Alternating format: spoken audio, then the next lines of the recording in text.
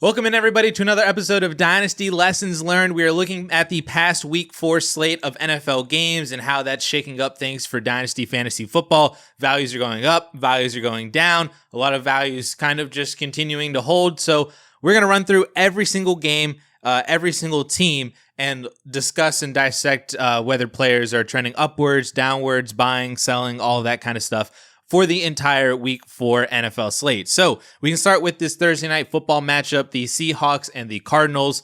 The Seahawks side of this is really easy. Sam Darnold is still a pretty solid quarterback. He's just like a streaming QB3 with QB2 upside. Kenneth Walker got the job done on the ground, even though Zach Charbonnet ended up with the touchdown. It's going to be a really annoying split between those two, but at least the benefit is we are still seeing Kenneth Walker continuing to outproduce Zach Charbonnet in efficiency and in total volume. Charbonnet just ends up finding, the end zone a little bit more. It might be kind of like a cheaper version of the Lions backfield where Monty is kind of getting some of the touchdowns a little bit, but then, if Gibbs is able to win in efficiency and explosive plays, then that's how he does well for football. But his ceiling is kind of capped because the other running back is stealing away a little bit of touches and then the touchdowns ultimately. So I think that's kind of what we're looking at with the Seattle backfield between Walker and Charbonnet. And, if one of them were to not be there, as we've seen in the past, or we even saw, a couple weeks ago,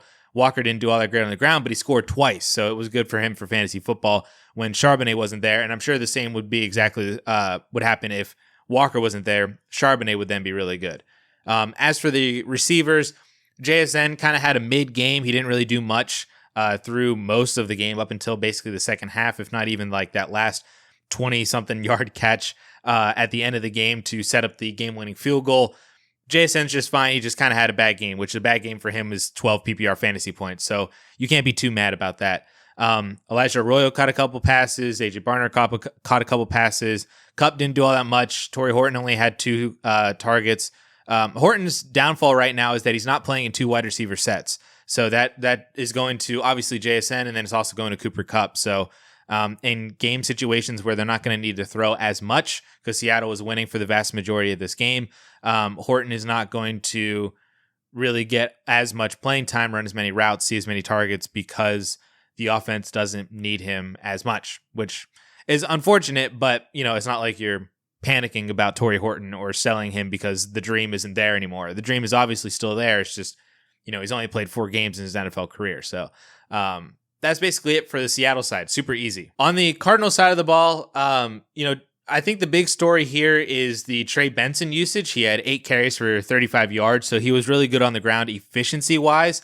He just didn't get a lot of volume on the ground because, like I said, the Cardinals were down for the vast majority of this game. And over the second half, they kind of needed to throw a lot more and abandon the run game. What you do like to see is that Trey Benson had 5 receptions on 5 targets, didn't do all that much with it, but 13 overall touches for Trey Benson in a more pass-heavy game script, I think is a very good indicator of future success, especially when you see that PPR kind of receiving volume and upside. So I was very excited by the workload that Trey Benson got. I know a lot of people are going to point at Amari Mercado. He scored the touchdown at the end.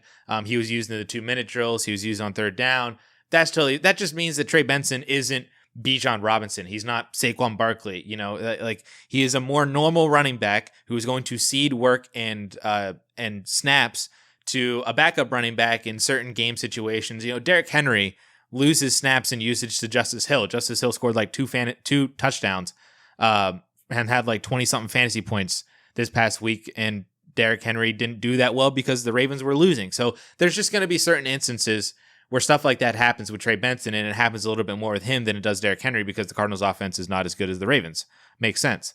But Trey Benson is for sure the workhorse starting running back. It's just the game script did not go his way in this particular matchup, but I'm still encouraged by the workload that I saw moving forward. I'm still not paying a first round pick for him, but anything less than that, I'm very comfortable paying, a couple of seconds or a second in some other depth kind of running back or anything like that. It's not paying the equivalent of a first round pick in multiple assets is not the same thing to me as paying 1 first round pick. So that's why I'm saying anything less than a first is a buy for Trey Benson, as long as it does not equal essentially giving up one first-round pick or a player equivalent to that of a first-round pick.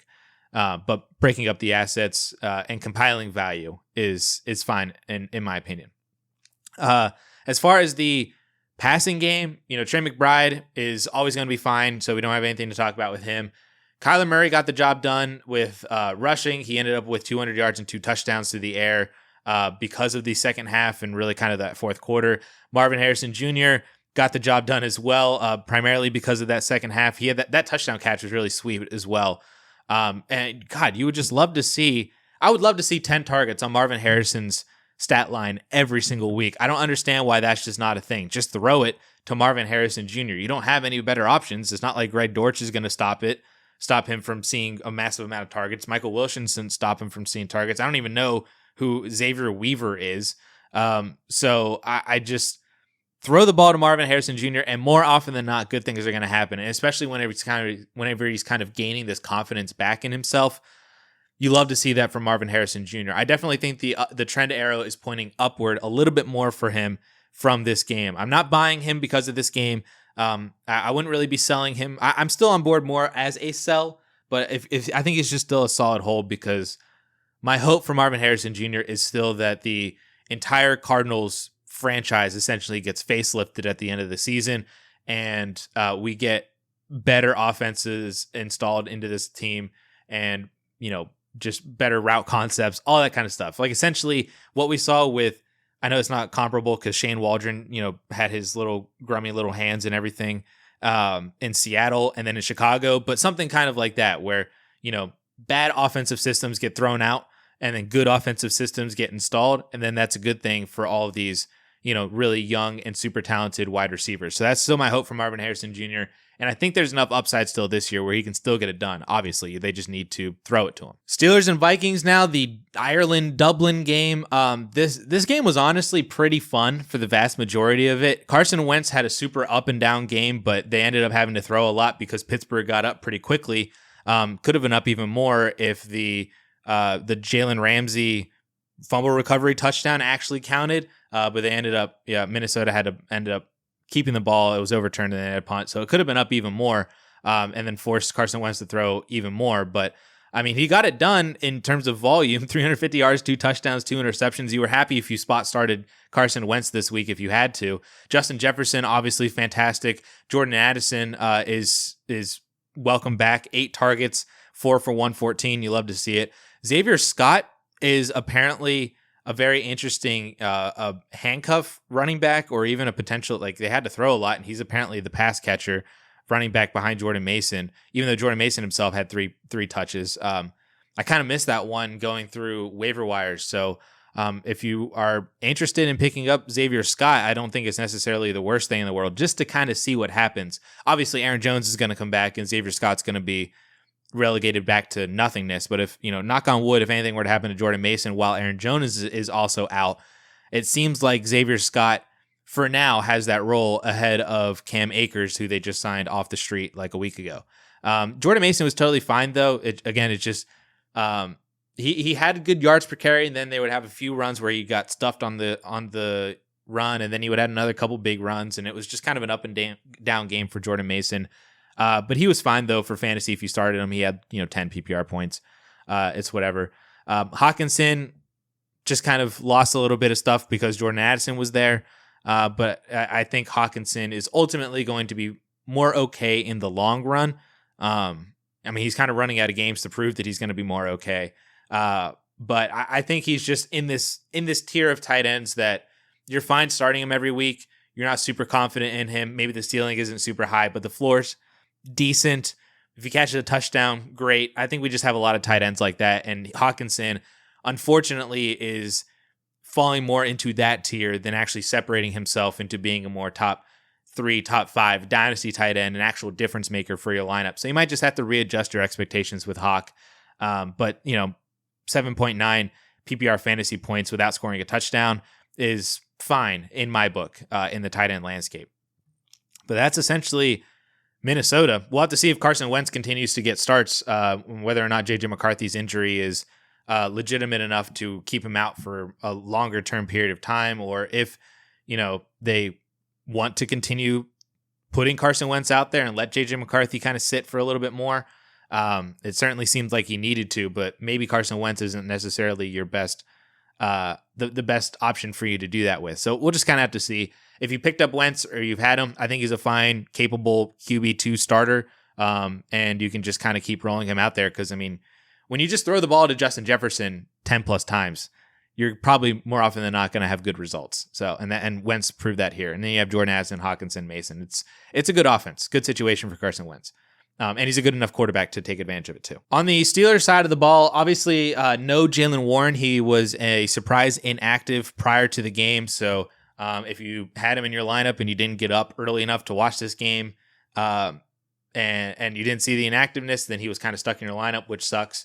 Kenneth Gainwell had a massive day. I think he's one of 4 running backs on the year to have a 30-plus fantasy point game so far. It's him, Jonathan Taylor. I think, does Bijan have a 30? I forget who the other 2 were. But I believe it was 4 running backs have a 30-plus fantasy point game this year. And Kenneth Gainwell is now one of them. Derrick Henry is not. I don't think Jahmyr Gibbs is. Maybe he is after that week 2 performance. But there's a lot of really good names that do not have 30-plus fantasy points, and then Kenneth Gainwell's out here. Anyway, if Jaylen Warren's out next week, Gainwell might be a fine play. I forget who the Steelers play, but Kenneth Gainwell could be solid, especially because he's taking over a lot of the receiving work. Obviously 6 receptions here, and gets the main focal point of the passing or the rushing work as well. Caleb Johnson, dude, is just, man, I still think he's a fine buy low, but he's really just not helping himself at all. He did not look good in this game, and Kenneth Gainwell outproduced him.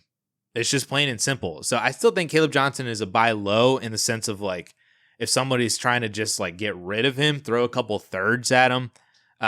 Maybe if you wanted to throw like a late second, if you were just like that rich and you had multiple seconds and you just want to take a shot on Caleb Johnson, fine.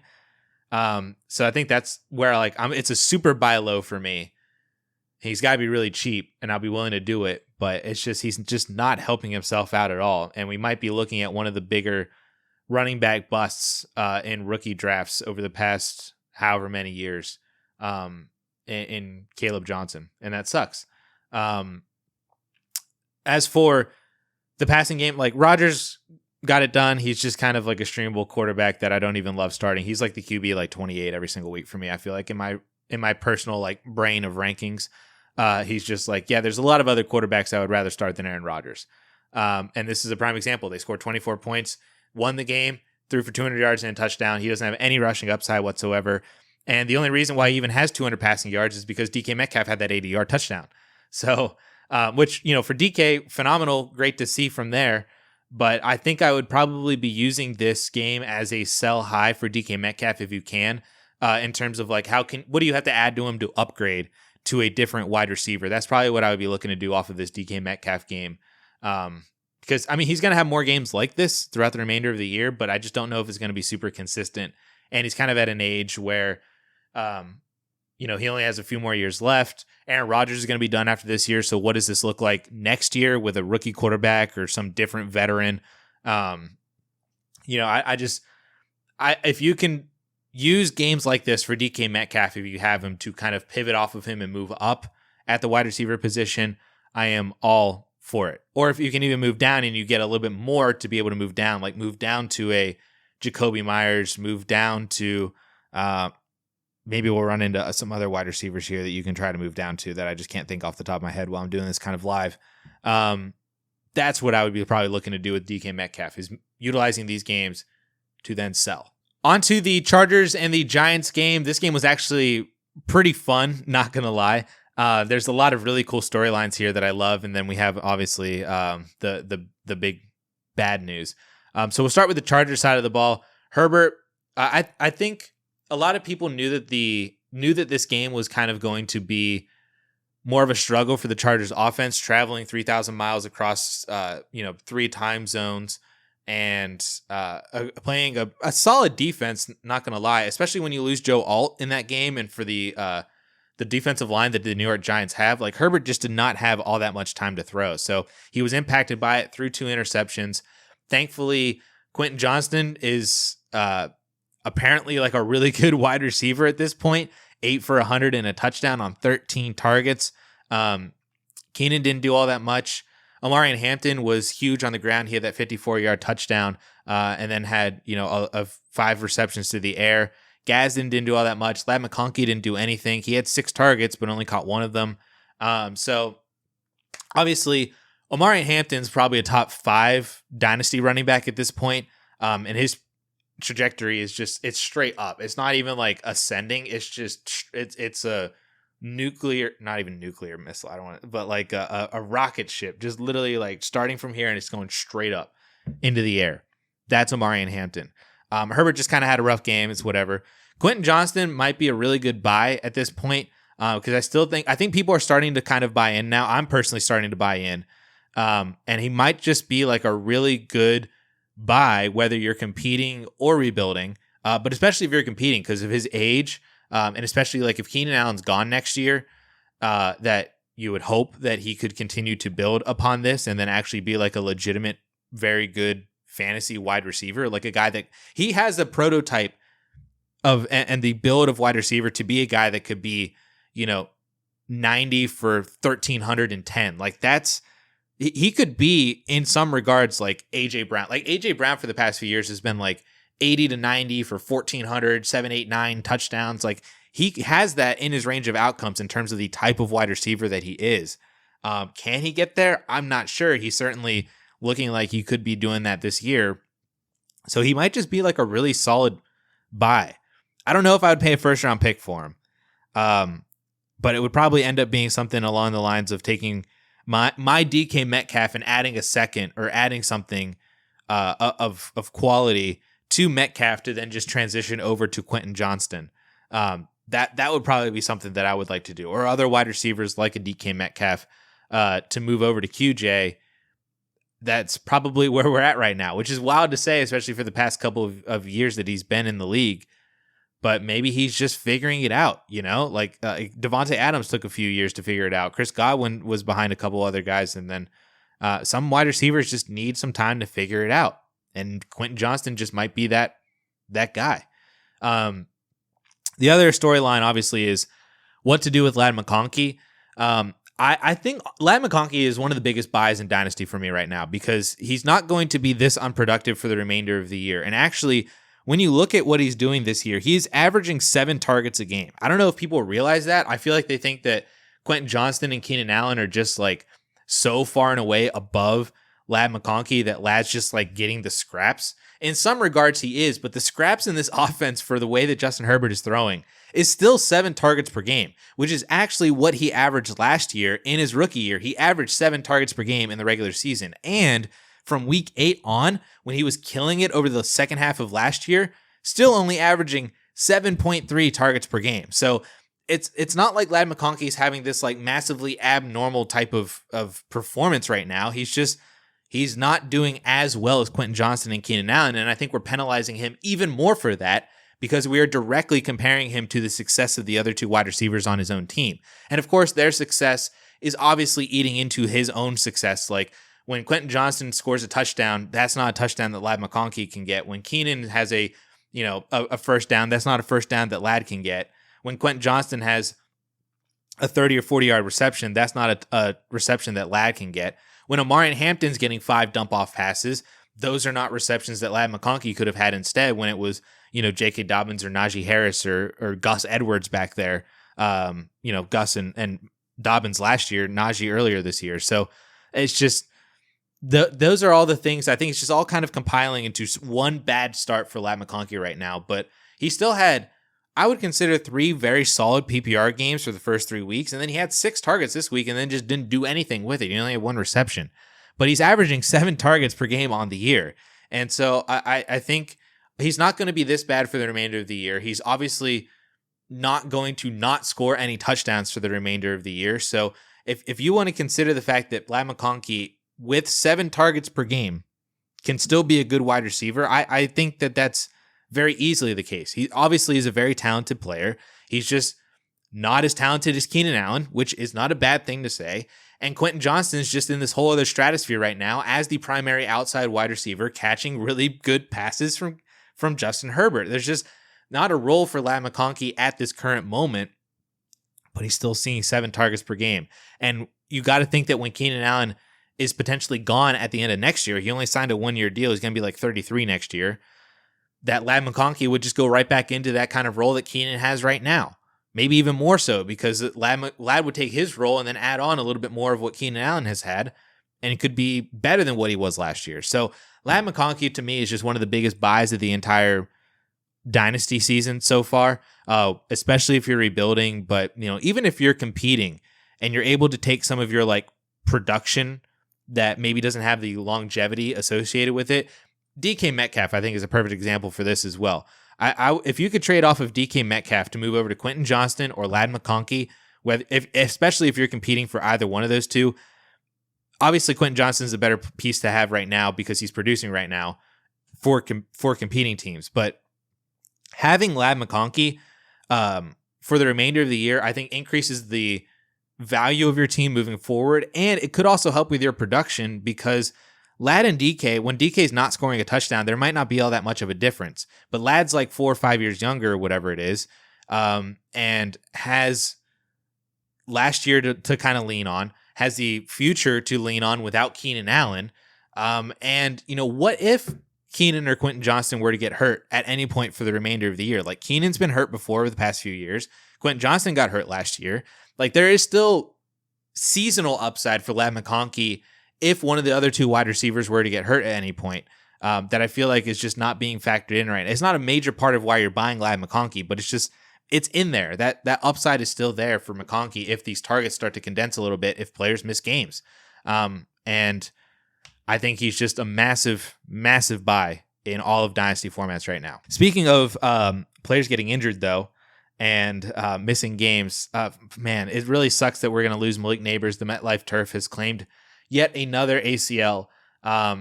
People ask me where I would value Malik Neighbors still. I think he's a fringe. Like, I had him in tier 1, but my tier 1 was like 8 wide receivers, essentially, right? Like, that's where I encapsulated everybody from Jamar Chase, Justin Jefferson, all the way down to Nico Collins. And then I would have probably appended Drake London heading into this year as, basically like 8 or 9 wide receivers in that tier 1. So Neighbors he was somewhere in there.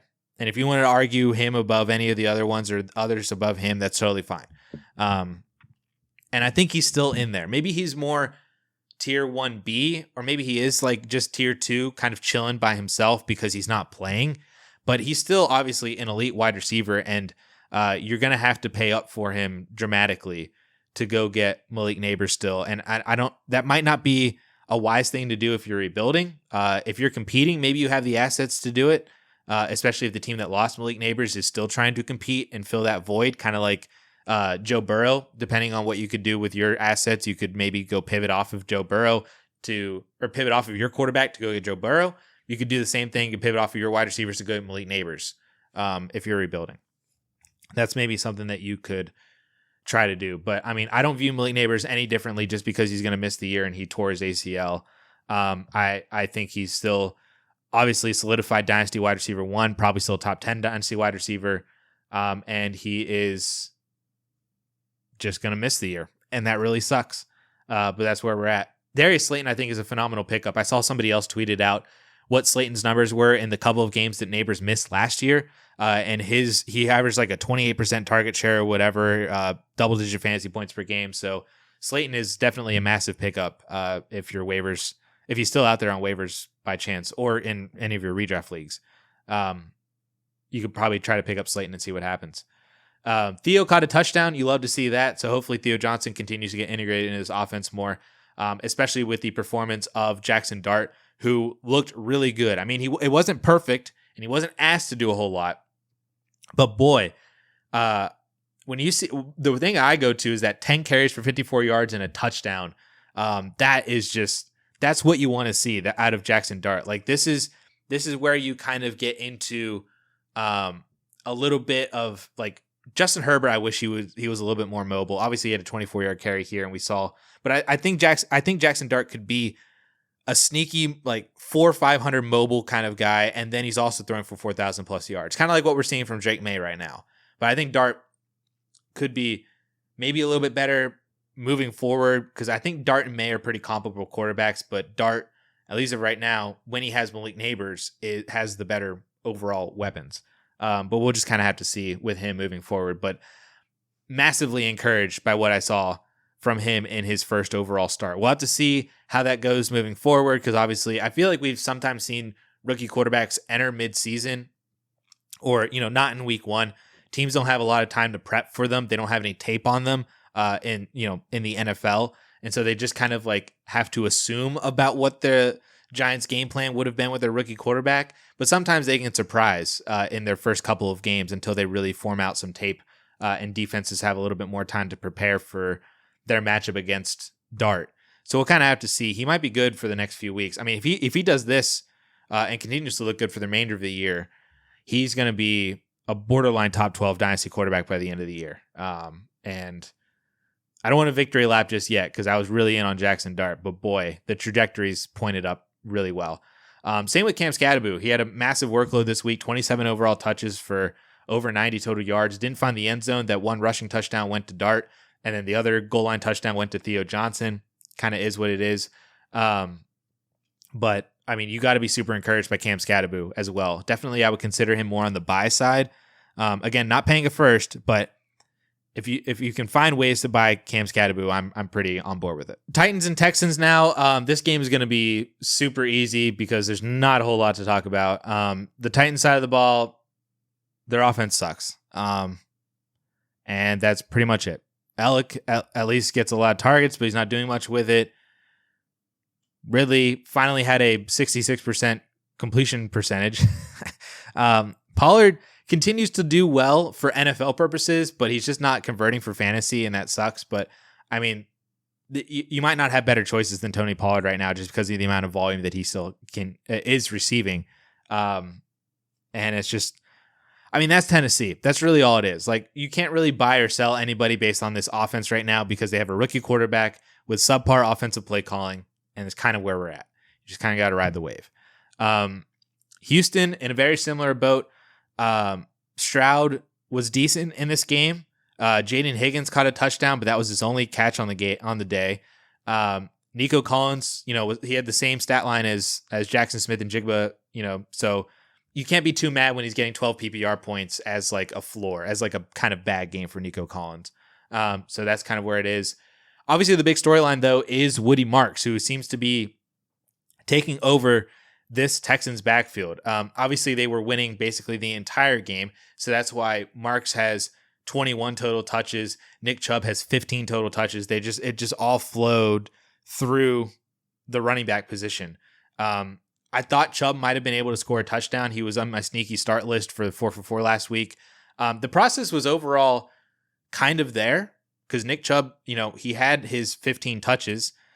He had 60 total yards, and he just didn't score the touchdowns. Both touchdowns went to Woody Marks, who had a phenomenal day, and is definitely, I think, the guy that you want in Houston moving forward. Now, whether or not he's going to be a long-term option for Houston, I have no idea. You would think so, just given the fact that they have so many other places that they need to fill, especially on that offensive line. They just traded another one of their offensive linemen away, Cam Robinson, I think it was. So I don't know what they're doing, but it's good to see that we have a running back who is talented enough on the ground, really talented through the air, which will definitely help for his fantasy value moving forward, and is young, explosive. And I think this offense wants to have a workhorse. Obviously, we saw that last year with Joe Mixon. They just kept feeding him the ball no matter how ineffective he was. They just kept giving him the ball. And if Woody Marks is going to start taking over that kind of a role, I think he's going to be really, really good for the remainder of the year. So I would put him more on the buy side of the meter. If you want to pay a second round pick for him, I think that's totally fine. I'd question what the longevity is. I don't know what their plans would be for him as a day 3 pick after this season, to where, he could get Tyler Algier, he could get Damian Pierce on this own team. He could get Tyrone Tracy, out of his role right now next season with a pretty solid running back class overall, or, whoever the veterans end up being that are in free agency. But you would like to think, and I love to believe that these day 3 running backs can succeed and do well in the future years, but there's just so much turnover sometimes at that position that it's hard to invest in him thinking more long-term than for the next like 12 to 14 weeks, essentially. Or at least, the remainder of the season, I think for Woody Marks can be really good, especially because we don't seem to have any inkling of Joe Mixon's return. Obviously, he's beating out Nick Chubb, and it's just, this is probably going to be his backfield moving forward. So good on you guys for drafting him in the 3rd rounds. I had him on my list of handcuffs that you could, be interested in drafting. I was more going towards like DJ Giddens and stuff like that.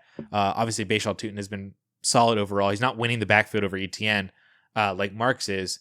Scadaboo was obviously another big pickup as well, but Woody Marks is on the short list. So if you drafted Woody Marks in that 3rd or 4th round range, you are definitely reaping the benefits of that right now. Washington and Atlanta, not a whole lot to talk about in this game, even though it ended up being a massively high-scoring game. Mariota just is a fine fill-in for Jaden Daniels. Hopefully, Jaden Daniels is back this week. Debo is the wide receiver 1 without Terry McLaurin. Zach Ertz, just the game didn't flow through him. Instead, Luke McCaffrey got a touchdown. They didn't really throw. It seems like they didn't throw that much. 27 attempts is not a bad amount of volume. It was just spread out through so many different people. I think the main issue with Washington, though, is that this backfield is a straight-up 3-headed committee, and a gross one at that. Like, when Chris Rodriguez and Ja'Cory Krosky-Merritt are splitting carries, and they're both doing moderately well or very well with those carries, and then Jeremy McNichols is getting another 3 touches, there's just nothing that you can do here with any of those running backs. That's why I was preaching that Ja'Cory Krosky-Merritt, he's not like some insanely talented guy. He's just a dude who had a potential for an opportunity and a lot of hype in the offseason off of like them trading away Brian Robinson, who I still think would be the RB1 for this team if he was still there. I think Brian Robinson is better than Ja'Cory Krosky-Merritt. I stand by that take. But that's why I was preaching to just sell JCM, because I just think that he's a dude. Maybe things get better whenever Jaden Daniels get back, but I don't know. This usage is just way too close right now.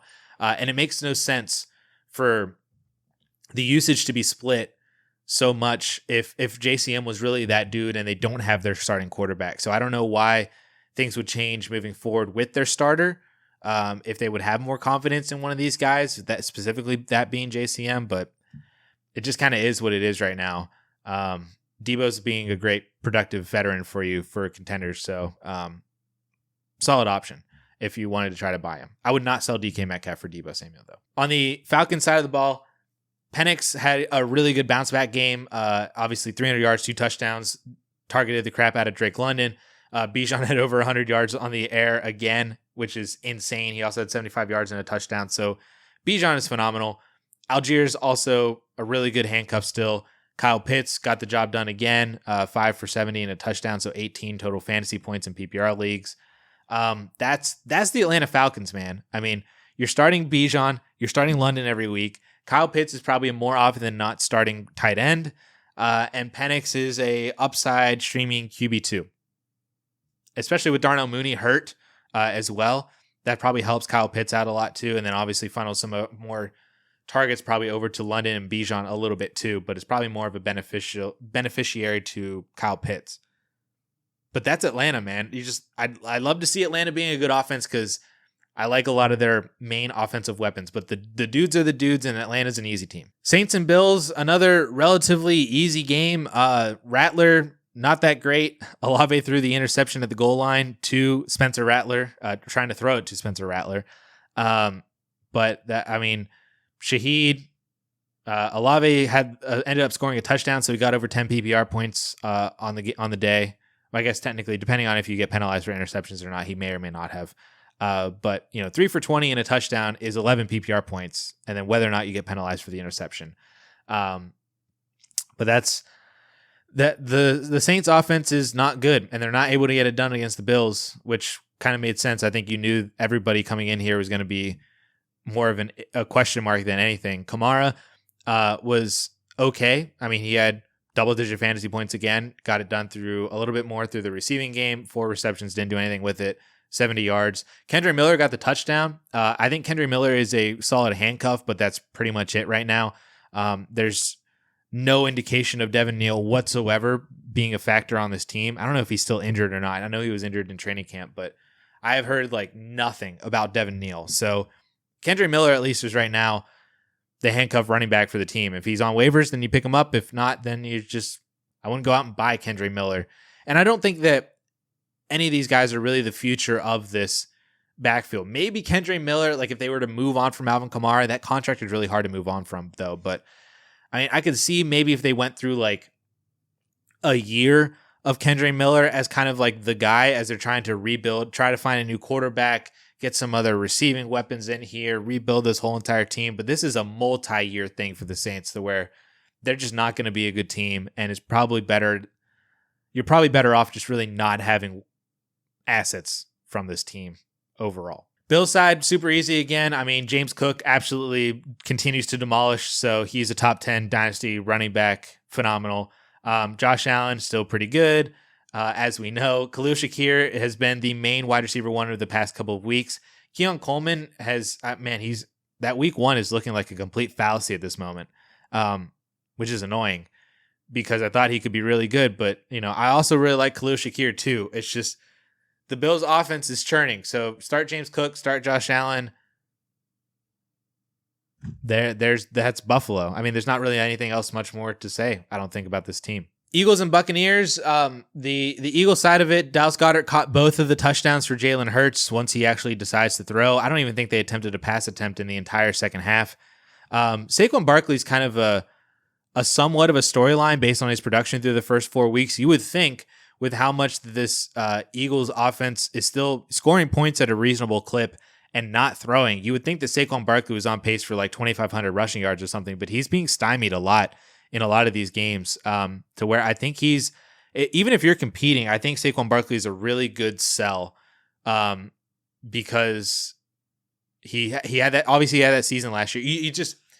You would hate for something to happen to Saquon Barkley to drastically reduce his value. And I think we all know what I'm talking about when I say it. I'm not actually going to say it. But I think that he's a really good piece to move off of right now to try to shift your running back value over either to another younger running back or to the wide receiver position or something like that. Like how can you move off of Saquon and try to move over to James Cook, to move over to Quinshon Judkins? Can you move over to maybe Achane or something like that? Jonathan Taylor. Those would be the running backs that I would try to see what I can do. Even if you got to add something to Saquon to move over to those kind of running backs or just move over to another wide receiver. Saquon for Ladd, I think that's a very interesting one. I think you could maybe get something a little bit more on top of Ladd to do that with how they're both producing right now, or at least how Ladd's producing currently. So you might be able to do that, but I like the Ladd side long term. Maybe you could buy BTJ low with Saquon Barkley. Maybe you could buy get on the Emeka Ibuka train, get on the, just go over to Nico Collins, somebody like that. Whatever you got to do to move off of Saquon Barkley, I think is probably a pretty good time to move off of him. You'd rather move off sooner rather than later. And like I said, especially if something were to happen to him, like another player that we're going to get to at the end of this video, like that's like super worst case scenario. And it can happen to any players, but when it happens to these older players specifically, it's really hard for them to recover that kind of value, especially when they're not really producing all that well right now. You love to see the receiving workload that he's getting, but it's just not as good as you want it to be for Saquon. He's not a must sell. He's not a fire sell, but I would be actively trying to see what I can do to move off of Saquon Barkley. And that's the Eagles. AJ Brown kind of sucks. Devonta Smith kind of sucks, but they're just not throwing. You like to see the target share for AJ Brown, but they're just not anything special, which is so frustrating. But I think he's not a sell because you can't sell him for anything, but he's certainly not a buy in Dynasty anymore, which really, really sucks. But the Eagles, I just don't think you can do anything with the Eagles right now. It's just, you either got to ride it out or just don't buy into them. On the Buccaneers side of the ball, Baker was pretty great. Ibuka obviously was phenomenal. Chris Godwin came back and immediately saw 10 targets. He looked okay. I wouldn't say he looked phenomenal. And the 10 targets was certainly super encouraging for the remainder of the year. We'll have to see what happens whenever Mike Evans comes back into the fold. But Godwin, may or may not be startable. I would not be selling him. I would still be on the board with buying him if you wanted to, but I'm not selling Chris Godwin at this current moment. I think if you're selling Chris Godwin, you are waiting for him to actually have a good game to then sell him. So that's where we're at with that. Bucky Irving was phenomenal. We'll have to see what the MRI results say for him, because he was a kind of surprise, like, hey, he kind of got injured a little bit and he's going to have an MRI. So we're going to see what happened with that. Rachaad White might be a really good play next week. I don't know who the Buccaneers play. But if Bucky Irving's out, Rachaad White is definitely in your lineups. But Bucky, still phenomenal. Dynasty RB1, he's phenomenal. Cleveland and Detroit, man, this game is really easy. Cleveland sucks. Joe Flacco, it's time to move on to a rookie quarterback. You got to pick Dylan Gabriel. You got to pick Shedeur Sanders, because, man, there's just no point whatsoever in playing Joe Flacco anymore. And it's killing Jerry Jeudy. It's killing the tight ends. Cedric Tillman got hurt. Isaiah Bond had the most receiving yards in this game. Interesting, maybe stash pickup. I'm not buying him at all, but maybe that's something to keep note of. Obviously, the big name is Quinshon Judkins, who I think is absolutely a top 10 dynasty running back right now. He looks phenomenal. And the most encouraging part about Quinshon Judkins' workload is that 4 receptions for 33 yards as well. So if we're talking about a running back here who is kind of becoming game script and matchup proof, in the sense that, in games where Cleveland is competitive, he can just absolutely run down the defense's throats and he can have a really good rushing game. Or in games where they're not super competitive, he can still kind of do that. But even in the games where they're not as competitive, if he's out there catching 3, 4, 5 passes, like that type of role and usage is so rare in the NFL that he has entered. If he's entering that echelon of usage and role on this team, man, I just don't see how you don't buy into that whatsoever, because he is going to be a really, really good running back when this offense gets better as well. If he's doing this now with how bad this offense is, not to say that he's going to go absolutely nuclear when the offense, if the Browns ever become like a 500 team or anything like that, but just like, man, he could be a really, really, really good fantasy running back. And he is absolutely a top 10 dynasty running back at this current moment that, like I said, move off of Saquon, pivot down from Achane, pivot down from Jahmyr Gibbs, pivot down from anybody. So, like, if you have Bijan, you don't want to pivot down, that's fine.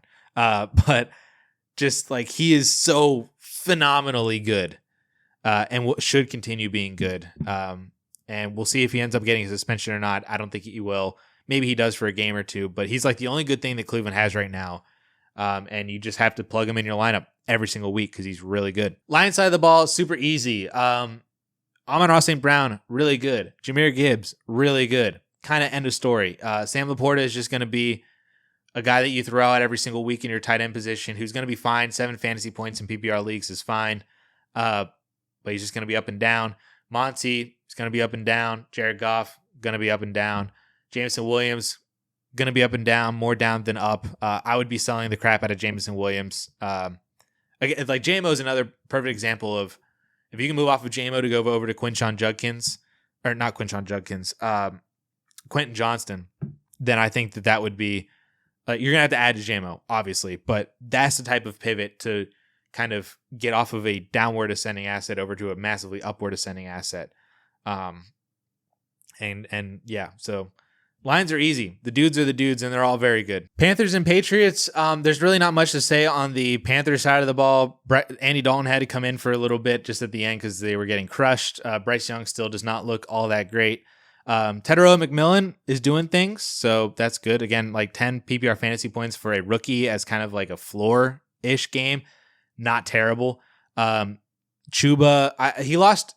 I'm not reading in too much into the overall, like, Chuba had 10 carries, ETN had 7, Dowdle had 9. Like, they were getting blown out. ETN got a lot of run at the end there in garbage time.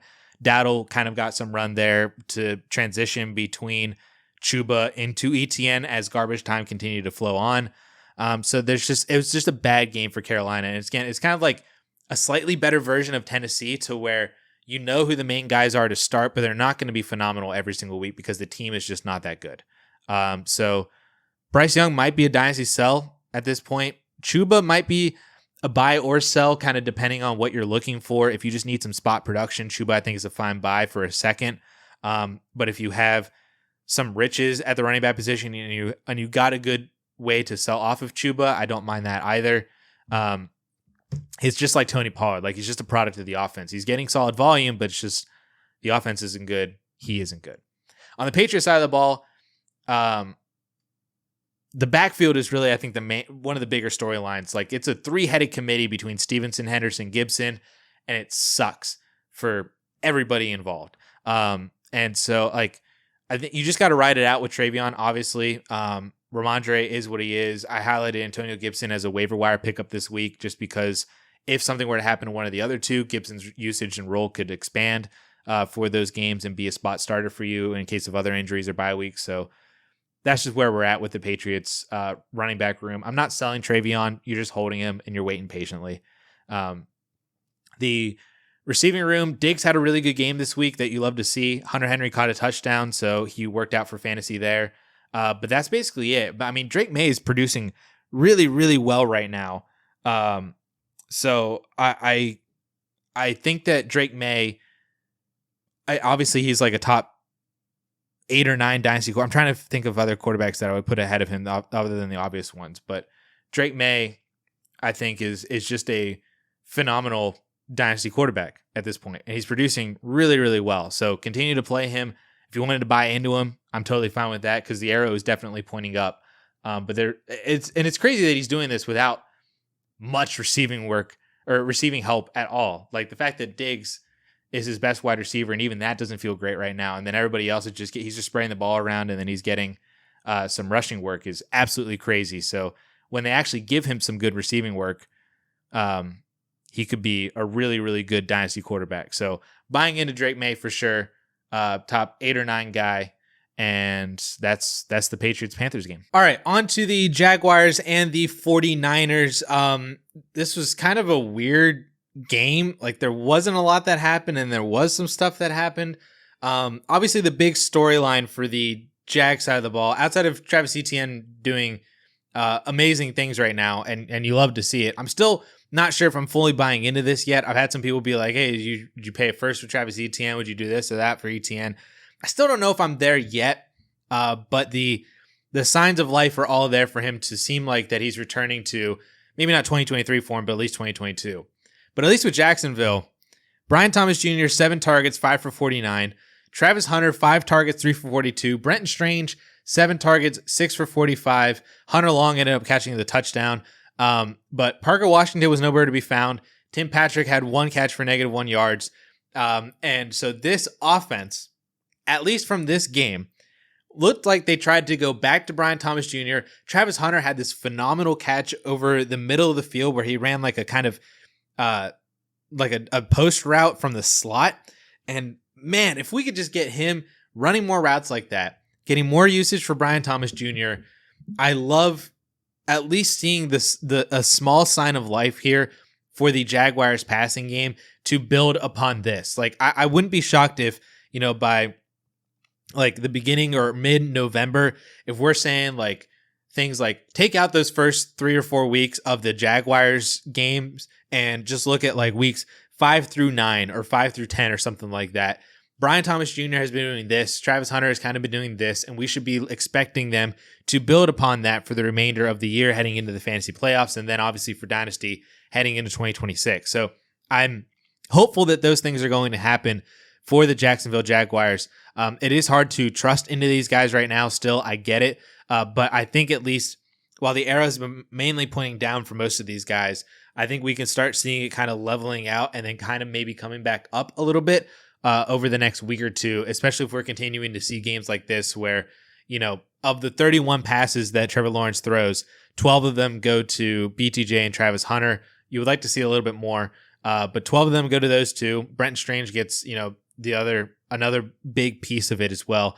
And Travis Etienne is doing really well on the ground. So that's, please, Liam Cohen. Like, that's what we need from Jacksonville. So I'm very encouraged by this. Again, not buying or selling or anything, just solid holds on BTJ and Travis Hunter for sure.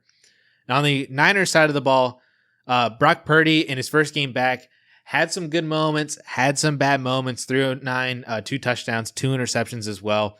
And those interceptions kind of really hurt the Niners because I thought they were going to win this game, but I think I overestimated Brock Purdy's return to action. Obviously, Christian McCaffrey is phenomenal. Ricky Pearsall got hurt in this game. Juwan Jennings got hurt in this game. So that's basically what we're doing with the Niners right now. Like, we really need George Kittle to come back. We really need Ricky Pearsall and Juwan Jennings to get healthy. Robinson could be an interesting kind of stash just to kind of see what happens. I believe we're going to get Brandon Ayuk back sometime this month in October. So hopefully that happens. But I mean, the Niners offense right now it's all Christian McCaffrey. And then if you needed to play Pearsall, you could do that. If you needed to play Jennings, there's worse options out there too. But that's basically it for the Niners. Please come back, George Kittle. And please come back healthy, George Kittle. Colts and Rams now. The Colts finally lose a game, so they do not go to an undefeated record at 4-0.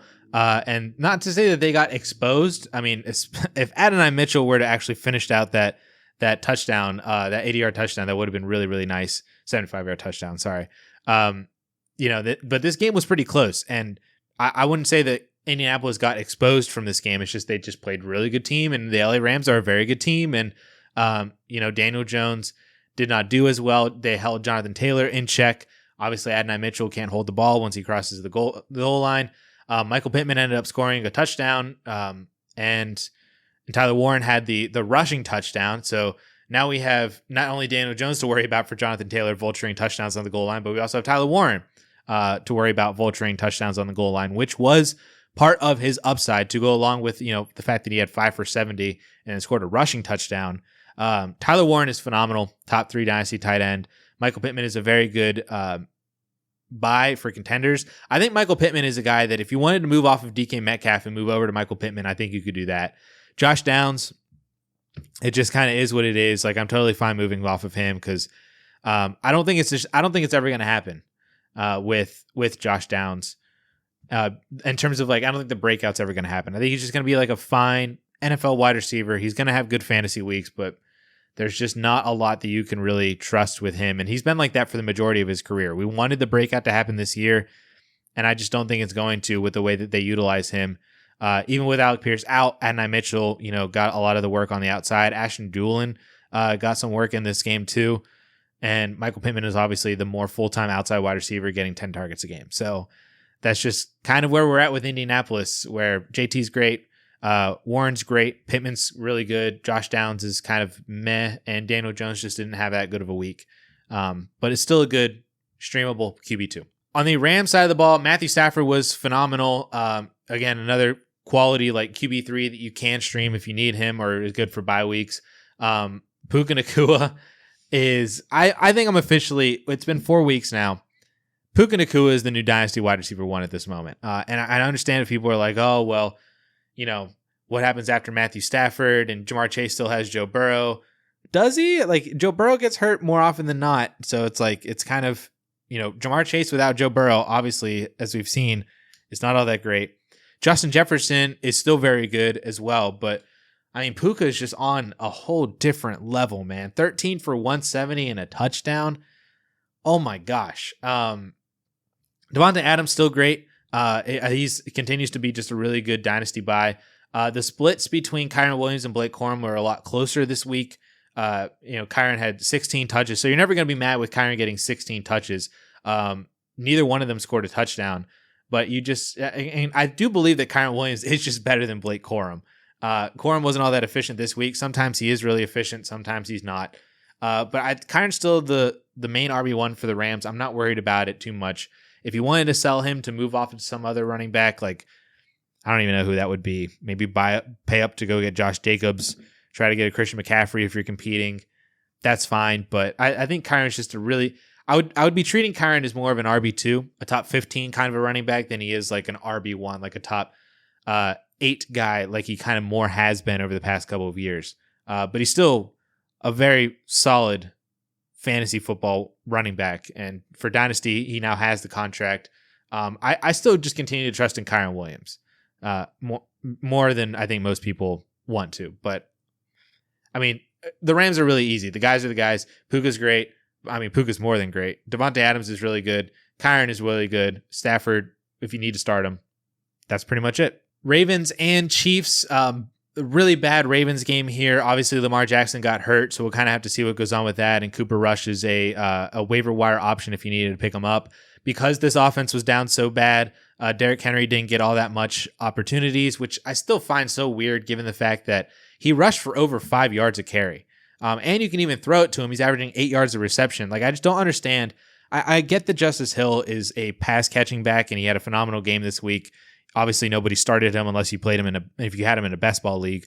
But I just don't understand why you turn away from Derrick Henry so quickly in these passing situations. Or just, it's even if it's a neutral situation, you're down by 7 or 10. Why do you stop giving the ball to Derrick Henry? I just don't understand it. I don't think he's cooked or toast or anything like that. It's not the Ravens they're 1-3 somehow, and these really high scoring opportunity shootout games. They're just not winning these games all that much. And Derrick Henry usually is not as good in games that they lose. And that's been the case in Baltimore and in Tennessee. And it just continues to be the case here, which, again, like, I think, especially without Lamar Jackson now, I think you're going to have to lean on Derrick Henry a little bit more. So, obviously, you're not trading Derrick Henry. And even if you wanted to trade Derrick Henry, I think there's only a couple of teams that would even be interested in buying him as like legitimate contenders. Depends even on what assets you have to get back if you wanted to sell Henry. But if you're a contender with Derrick Henry, just keep playing him because you know that he's going to be phenomenal. Zay Flowers had a solid week, 7 for 74. Mark Andrews, 7 for 30, so he got it done through PPR. And that's pretty much it for the Baltimore Ravens. We'll have to see what goes on with Lamar's injury because some of these guys might be depressed in fantasy production for the next few weeks if Lamar is out with that hamstring injury or put on the IR or anything like that. But nothing you can really take away from a dynasty standpoint. Chiefs side of the ball, welcome back Xavier Worthy, 5 for 83. You love to see it. Travis Kelce, 5 for 50, so that was pretty solid. Hollywood caught a touchdown. Juju caught a touchdown, so of course, and Pacheco caught a touchdown. So of course, all the touchdowns, and Tyquan Thornton caught a touchdown. So all the touchdowns go to all the meaningless wide receivers, and they don't go to the people that we actually wanted to start with, Worthy, or maybe had to start with Travis Kelce. Pacheco got out carried by Kareem Hunt. I do wonder how much of that is just because they were up so much so quickly that I wonder if they just decided to give Kareem Hunt a little bit more run here than Isaiah Pacheco just because. So not that you're really starting Pacheco anyway. He's definitely been a guy that has lost so much dynasty value over the past year or year and a half that I just don't think you can really do anything with him at this current moment. If you wanted to sell, I don't even know what you could sell him for because you're not even getting a second. Brashard Smith got some work. I love to see that. He had 7 total touches. Again, I don't know how much of that was because of the Chiefs being up in terms of his rushing work. His 3 receptions were great. I saw him on the field and catching a couple passes very early on in the game. So I'm encouraged by the fact that Brashard Smith is starting to get run into this backfield because they definitely need it. With Isaiah Pacheco not doing all that great, Kareem Hunt certainly not doing well. So I would love to see Brashard Smith getting utilized more into this backfield. So if you've been stashing him for this long, we might be starting to see a little bit of an uptick in usage for him, which could be really great. But again, I can't really take away much from this. Mahomes had a great game. Worthy's solid. Kelsey's solid. We're going to get Rashee Rice back in a couple of weeks. And that's the Kansas City Chiefs. Bears and Raiders now. On the Bears side, it was a pretty rough game overall for Chicago. Caleb definitely left a lot of meat on the bone in this game in totality. Could have been a lot better. But, he got it done when the Bears needed him to do it most with that final game-winning drive in the DeAndre Swift touchdown at the end of the game. And Rome Odunze is the new Bears wide receiver 1. He's probably a dynasty top 12 wide receiver at this moment. DJ Moore is kind of dead as of right now. I don't even know what you try to do with him. Sell him for some ascending or hopefully ascending wide receiver like Alec Iomanor or somebody like that, maybe. But man, DJ Moore has just been a major swing and a miss for me in terms of advocating to buy him in the offseason. Because Rome Odunze is phenomenal. Rome Odunze is a very, very good wide receiver. But that's basically Chicago. Chicago it's Caleb and Rome Odunze at this moment. And then DeAndre Swift just gets it done just because they don't have anybody else to go to. I would be curious if Chicago, if they kind of keep stacking wins here, what they do at the deadline, if they try to go and buy like an Alvin Kamara type of player or a Tony Pollard type of player. Maybe they go try to buy Breece Hall and then give him a long-term contract because his contract's up at the end of the year. Like, I wonder if those are things that might happen for Chicago if they continue to try to win and make a push for the playoffs. We'll have to see, but I mean, I don't want DeAndre Swift on my team, but if you have him on your team, he's got a lot of volume. That's basically what's going on here, but there's really nothing else to talk about with Chicago because it's Caleb Williams and it's Rome Odunze, and that's pretty much it. Raiders side of the ball, welcome Ashton Jeanty. Holy crap, man. 21 for 130 and a touchdown, rushing 2 for 17 and 2, receiving. You would still love to see the receiving volume tick up a little bit, but I mean, Geno Smith didn't have to throw all that much, and he also threw 3 interceptions, so that completely killed drives. But Ashton Jeanty, man, if you just give him the ball and let him do what he needs to do, good things are going to happen. So this is why you don't, panic on rookies in September. This is why you don't sell these guys early on, no matter how, especially with how elite of prospects they were. Like, you just got to trust in what is going on. This is the 4th overall game that Ashton Jeanty has played in his NFL career, and people were panicking on him over the first 3 weeks because their rookie 101 was not producing for him. This week was rookie week, honestly, for rookie running backs. Like, Travion scored, Jeanty was phenomenal, Amari Hampton was phenomenal. RJ Harvey got a little bit of work that we're going to get to here from the Monday night game. Like, this was rookie running back week. Woody Marks, rookie running back. So this is why you don't panic on rookies. Obviously, if they produce early, that is phenomenal. But if they don't produce early, that doesn't mean they're bad. That doesn't mean that we need to panic or that their situation is awful or, we misread them as prospects. Like, they're rookies, man. Ashton Jeanty is going to be so good. Just continue to give him the ball. And then there's Brock Bowers and Jacoby Myers, the only other 2 people that we need to even talk about for Vegas. And that is Vegas. All right, on to the final 3 matchups here with the Sunday night tie.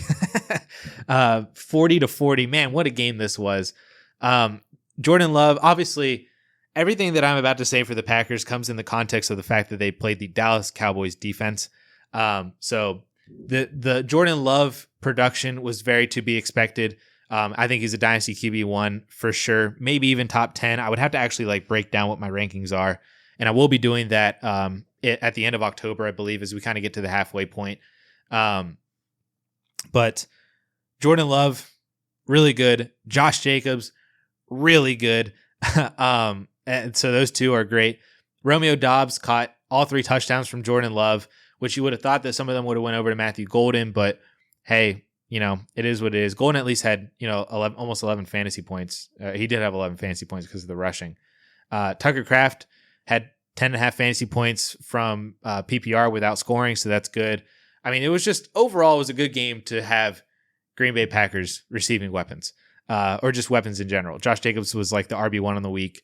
Dobbs was great. Golden was pretty solid. And is continuing to build into his role on the team. Tucker Kraft, solid. Jordan Love, phenomenal. That's Green Bay, essentially. Now, Dallas, we expected maybe some pains without having CeeDee Lamb. And then we also thought that the Green Bay Packers defense was really good. But apparently over the past 2 weeks, now maybe this is a Dallas Cowboys offense thing. But man, the Packers defense did not look good at all. They looked like absolute moldy Swiss cheese after being phenomenal for the first 2 weeks. And still, they only allowed 13 points to Cleveland. It is Cleveland, but we thought that at least there was, the defense was one of the strong points for the Green Bay Packers as a team. And Dak just picked them apart. Even Javonte had a really good night with 85 yards and a touchdown. Miles Sanders got hurt, so Javonte got even more work. Which if Miles Sanders got hurt and he's out, we are now 4 weeks into the season, which means Phil Maffa is eligible to come off the IR. I'm just saying, man, I really want it to happen. So I'd be curious to see. Obviously, if Miles Sanders is out, they're going to have to activate one of their rookies, right? Like Jaden Blue has been a healthy scratch. And Maffa has been on the IR up until this point. So I am curious what they would do with their running back situation if Miles Sanders is actually hurt enough to be inactive. But at least from this game, it was really good things for Javonte, who had 23 touches for 100 yards and a touchdown. George Pickens, holy crap, man. 8 for 134 and 2. He was absolutely phenomenal. He is a must start as long as CeeDee Lamb is out.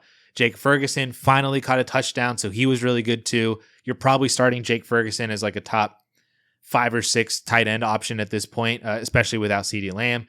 Jalen Tolbert, as I had kind of thought, was more of the CeeDee Lamb replacement as the prototypical outside wide receiver. So he had 10 fantasy points. Kevontae Turpin had a little bit of usage too, 3 for 30, but it was nothing different than what he's already kind of had even when CeeDee Lamb was in. Tolbert is the main winner from the CeeDee Lamb injury. Pickens is the real winner from the CeeDee Lamb injury, to be honest with you. So I would be curious if George Pickens is kind of a sell high, just from the sense that when CeeDee Lamb comes back, Pickens is obviously just going to probably kind of come back down to earth a little bit. It's not to say that Pickens can't still be a top 20 fantasy wide receiver with CeeDee Lamb, but I do wonder if people kind of read into the Pickens production. And maybe it's not this week thing. Maybe we're talking about this, next week or anything like that, but then you kind of get close to CeeDee Lamb's return and people know that Lamb will be back. But I don't know. I just kind of wonder about that. I'm not selling George Pickens, but I am, if somebody's like, hey, I'll give you Brian Thomas Jr. for George Pickens or something like that. Or, maybe you're able to move off of Pickens to move over to Rashee Rice and you get something added on to Rice, or you can get him into the Marv territory or anything like that. Lad McConkey. I would just be interested because Pickens is a wide receiver too when CeeDee Lamb is healthy. We know this. But those other guys are wide receiver ones on their teams. It's just the wide receiver. Like this might be T. Higgins. This. I'm talking a lot about the situation right now for hypotheticals that may not even exist. But George Pickens might be in his 2024 T. Higgins era right now. And we're seeing what T. Higgins is kind of doing at this point. Obviously, he wasn't great with Joe Burrow when Burrow was healthy, but now without Joe Burrow, it's even worse. So those are the things that I kind of wonder about with George Pickens is, can you capitalize on his insane production at this moment without CeeDee Lamb? Because we've seen wide receiver twos do really well in short spurts, then they don't do all that well, and then it kind of is a back and forth that if you can transition over to a guy who has more of a stable role as the wide receiver one on his team, that's kind of what I'm wondering if it's possible to do. But I'm totally fine keeping George Pickens. Jets and Dolphins, the first of the 2 Monday night games. The Jets side is really easy. Justin Fields had a pretty good fantasy day thanks to a 43-yard rushing touchdown. Not to say that it would have been bad. It wouldn't have been good without it because he still would have had, basically 40 yards rushing to go along with 226 and 1 through the air. Obviously, whenever he's going to throw, Garrett Wilson is probably the main beneficiary of that. Breece Hall was pretty good, 110 total yards on 19 touches. Mason Taylor, love to see this, 5 for 65 on 7 targets. So, I mean, the Jets are just kind of what they are right now. I still would love to sell Justin Fields. I do not want him on my team. I really don't want Breece Hall on my team either. I even don't really want Garrett Wilson. Garrett Wilson is the least sell of the 3, but we saw this in week 1, dude.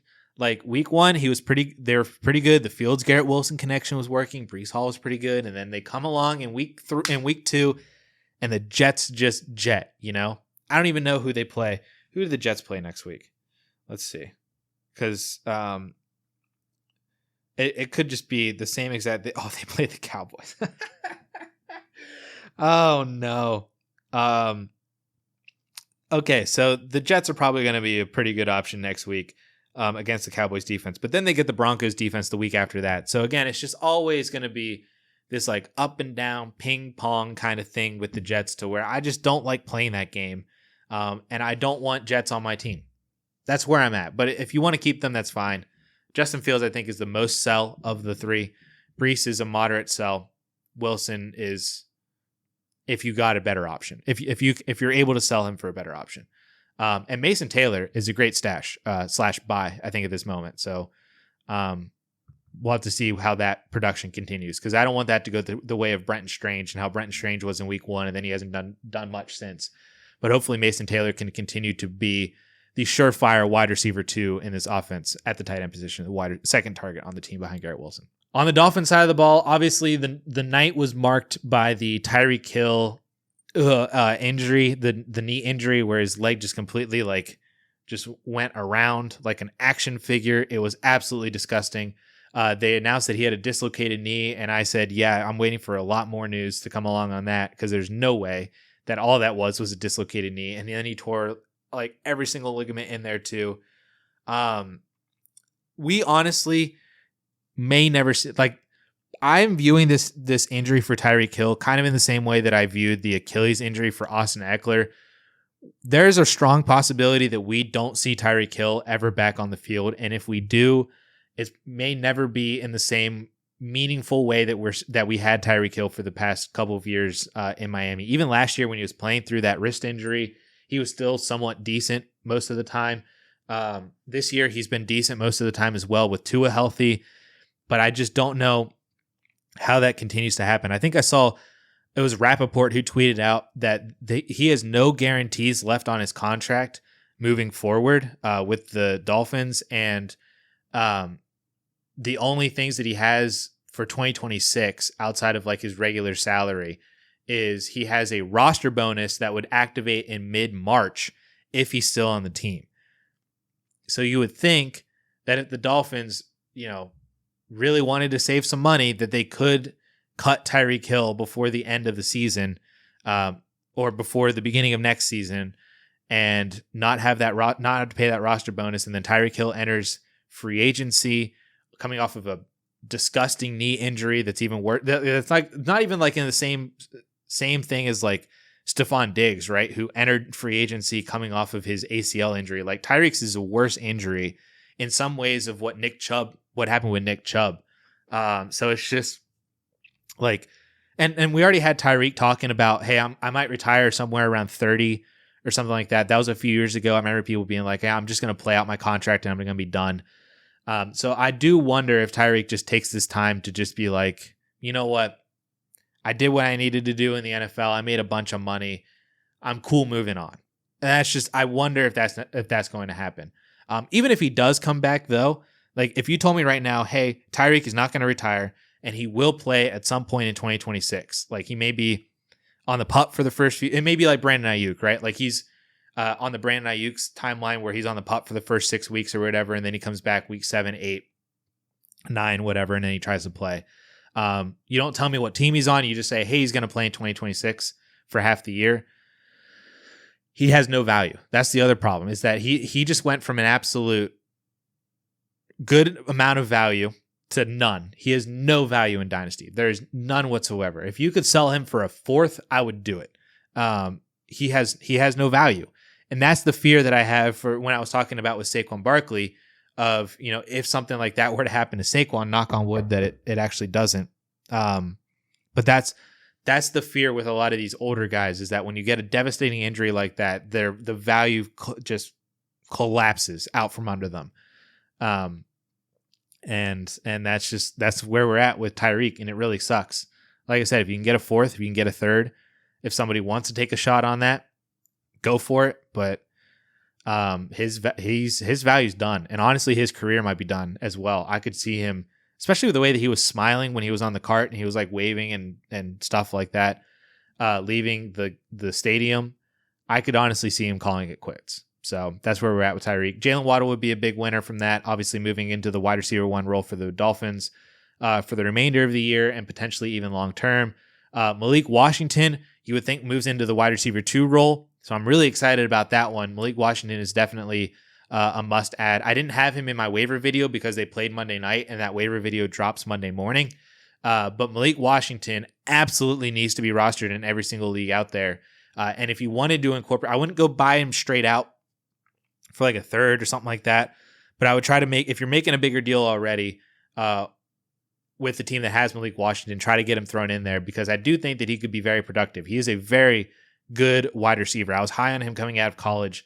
And pre-draft, I had him I was more excited about him, and I had him higher in my rankings than Ladd McConkey, had him higher in my rankings than Keon Coleman, and Adonai Mitchell, and I think even Xavier Worthy too. That was pre-draft, and then obviously draft capital shook everything. I was prepared to make that move But pre-draft, that's how excited I was about Malik Washington, and my marker system was pretty high on him too. So now he's getting an opportunity as the wide receiver 2 for Miami. He's a pretty talented guy, so I'm pretty excited for that. Achane is great. Obviously, we don't need to talk about Devon Achane. He's phenomenal. And Tua is just a streaming QB3 option that I don't even really want Tua on my team. So if you can sell him off of any good games whatsoever, I would be actively trying to do that. But Tua just is Tua at this point. Final game of the slate, Bengals and Broncos. The Bengals is a very easy game because they suck. Obviously, they've played 2 very good defenses so far in Minnesota and Denver. So you wonder maybe that there's going to be brighter moments ahead for this team against not as good of defenses, but you have to be very pessimistic about what's going on right now because Jake Browning is just not getting it done. Chase Brown at least had 70. He had 10 fantasy points this week, which I think might be the first time he's done that all season. I think he scored a touchdown earlier in the season, so he probably got there on that. But 13 total touches for 71 yards. That just kind of is what it is. T. Higgins wasn't good. Jamar Chase wasn't good.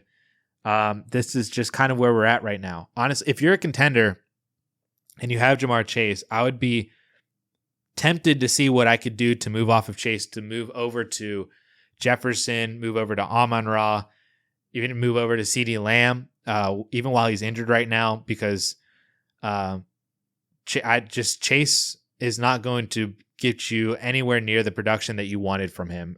Same goes for T. Higgins, just in a much lesser value standpoint, because he's older and less productive as the wide receiver too. And so it hurts him even more, I think. So if you could sell off of T. Higgins, maybe you could find a way to go from T. Higgins over to Jalen Waddle, or go from T. Higgins over to Quentin. I would sell T. Higgins for Ladd McConkey. I could see a world where that could happen. At T. Higgins in a second for Ladd, I could see that happening. It's not a good situation to have Bengals players right now. So it's really, really rough. And I don't think you can really do anything about it if you have Chase Brown. You could try to do something with T. Higgins, and you could try to do something with Jamar Chase, but this is just the world that we live in, right? I am curious, what's the Bengals schedule moving forward? Because I said that there might be brighter days ahead. So if they play, oh my gosh, they play the Lions this week. That's not going to get it done. The Packers the week after that. That's not going to get it done. Steelers defense, maybe, maybe not. Jets, Bears, Steelers, Patriots, Ravens, Bills, Ravens, Dolphins, Cardinals. That's the remaining schedule for the Bengals. They are screwed. Sell all of your Bengals. Holy crap. That is not good. That is very much not good. So I'm just going to move on because I don't want to talk about that anymore. The Broncos side of the ball, Bo Nix looked really good last night. Obviously, it was the Bengals defense. They're going to make anybody look good. But it was encouraging to at least, when you have a player like Bo Nix, who hadn't been doing all that well already, but then he gets a matchup where he should succeed, it's nice to actually see him succeed. Like I'd be a lot more worried if Bo Nix did not have that good of a game last night. Maybe I wouldn't be as concerned if Dobbins had 150 and 2, and then RJ Harvey had like 80 yards and a touchdown, and they won easily because all they did was run on them. I could see me not being super worried about it from that game script point if that were to actually happen. But to have watched this game and then see Bo Nix throw for 320 and 2, super encouraging. Courtland Sutton is a really good. Courtland Sutton, I think, is a player that, if you can trade off of DK Metcalf to move over to Courtland Sutton. I said at the very beginning of this video I was going to try and find players to move DK Metcalf for. Courtland Sutton would be on that list. Marvin Mims and Troy Franklin, honestly, they both had decent production. And Marvin Mims got the rushing touchdown, so there was that. I don't know how this is going to work moving forward with the wide receiver 2 for Denver behind Courtland Sutton. It's just going to be a super annoying whose game is it, and I don't think you can trust that whatsoever. What I do think I can trust is that Evan Ingram might be toast. So he's probably the one guy on this team that I am the least excited for and probably the most concerned for and the most willing to sell. So if you can, I don't even think you can sell Evan Ingram for anything right now. I don't even know what it would be. maybe draft picks, and then try to sell those draft picks for another tight end because more people would be interested in draft picks than Evan Ingram straight up. But man, I don't know if it was just him being on a new team or the injury or the age or what it is, but Evan Ingram just is not getting it done for Denver. J.K. Dobbins is great. You would have wished that he found the end zone last night, but you can't be mad at a 100-yard game. So it wasn't all that great for fantasy, but he had 100 rushing yards, and he's the main RB1. RJ Harvey got a lot of run strictly because of, it was a lot of garbage time run. He got the garbage time touchdown. So he had 100 total yards, or 98 total yards and a touchdown on 18 opportunities. But again, like I said, it's just a lot of garbage time run. It's nice that we saw RJ Harvey do this against a bad defense. So it's not to say that RJ Harvey is dust. He's just, J.K. Dobbins just seems to be running better right now. And that's totally fine. But RJ Harvey still, I think the arrow is pointed up in terms of long-term projection for RJ Harvey. But it's just kind of neutral for the remainder of the year as he's the RB2 behind J.K. Dobbins. If this game was a lot closer, we would not be having this stat line from RJ Harvey, I think. Dobbins probably would have scored a touchdown or at least had been over 20 opportunities, and he wouldn't have seen that from RJ Harvey. But that's just the way the game script went, and we saw good things from RJ Harvey. It just didn't matter because nobody probably started him. But that's at least where we're at after the Week 4 set of NFL games. So appreciate you guys for sticking with me for this longer video again. I think this was actually maybe the shortest one out of the entire series so far. Bye weeks start in Week 5, so this upcoming week you are probably going to set your lineups and you're going to see the word bye next to some of your players. So we're here. We're in the thick of it now, and we only have another 2. We're 1 month down, 3 to go, 2 left for the ultimate regular season of fantasy football. But we are in the mix of it, man. So I'm having a lot of fun. Hope you guys are too. And if you have any questions, definitely drop it down in the comment section. Join the DLF YouTube Discord as well if you are interested in getting some roster reviews or just answering trade questions or just having conversations about players. We have a lot of we have some people in there that are very, very helpful in answering trades when I don't get to it immediately or stuff like that. But they're also very knowledgeable. And then if you wanted to join that community as well, we would appreciate having you guys and be honored to have you guys in the DLF YouTube Discord. So that link is down in the description. Check it out. Subscribe, all that YouTube stuff. And we will catch you guys on Friday for another AMA at 12 p.m. Eastern time. So catch you guys then. Peace.